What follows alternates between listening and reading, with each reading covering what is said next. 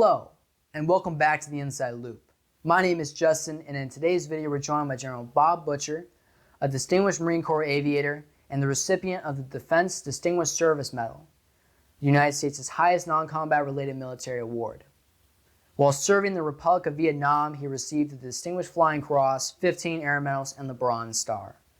Some of his assignments include Assistant Wing Commander and Commanding General of a Marine Expeditionary Brigade of over 14,000 Marines. In retirement, he has continued to serve his community as the founder of the Flying Leatherneck Aviation Museum and guiding efforts to establish a museum in Miramar where it has existed since 1999.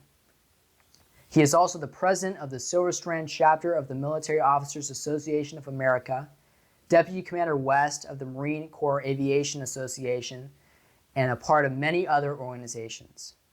Thank you for your service to your country and your community. And now our first question comes from Chloe. Hi, my name is Chloe. I'm 14 years old. And my question is, what was a difficult situation you were put in while being a pilot where you learned a skill or lesson that helped you later in life? I think the one that sticks in my mind the most is the stall, how to execute a stall and what happens when an airplane stalls. You practice that in the training command from the very first time you fly an airplane. If the airplane can be stalled safely, you practice that. I was the senior Marine on a flight coming back from Vietnam one time, and I was flying in an airline that I'd never heard of before. And of course, being the senior Marine, I was in the front seat. And we were climbing out, and we got close to where we were supposed to go, and I felt the airplane stall. And when you know what a stall is, you recognize it. And I said, okay, the guy stalled, but that's okay. And then he stalled again, and I grabbed a hold of the hostess, and I said, listen, you go up there and tell the pilot that if he stalls this thing again, I'm going to come up there and fly it. And she laughed, and I said, no, I'm serious. You go up there and tell him that. Well, she went up and told him, and it didn't stall anymore. About an hour later, the co-pilot came back, and he wanted to know what my experience was, how I knew that, how I thought they were in a stall.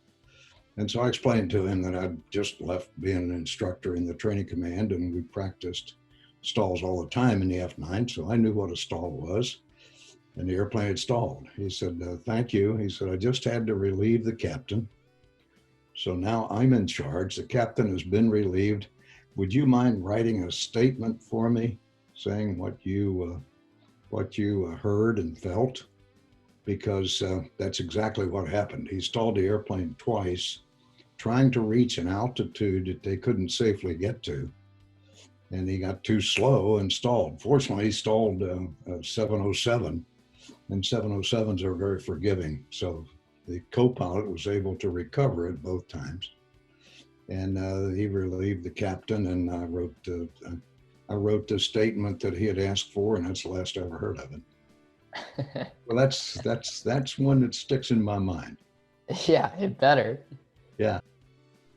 On my first cross country in an A4C, A4C has a rudimentary autopilot that will hold the heading and will hold the altitude. It won't hold the airspeed, but it'll hold heading and altitude.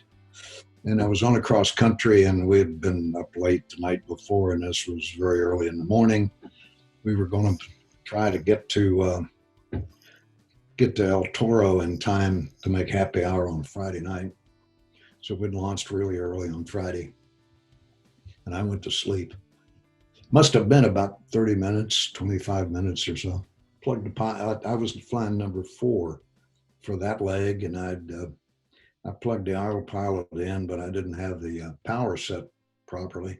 So I started dropping behind the guys, and it was early in the morning, so nobody was flying, and the radios were silent until the guy who was leading our flight checked in over Las Vegas, New Mexico. I'll never forget it.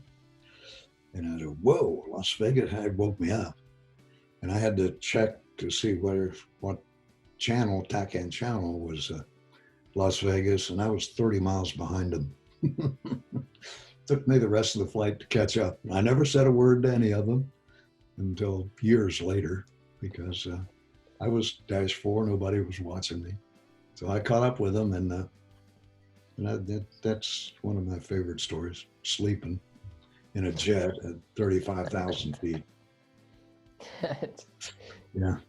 You gotta have some nerve to go to sleep in a jet. Yeah, I was relaxed. We'd been up all night. It was probably about 4 o'clock in the morning when we took off. And we literally had been up all night, and we hadn't gone to bed. Oh, it was 440 knots or something like that.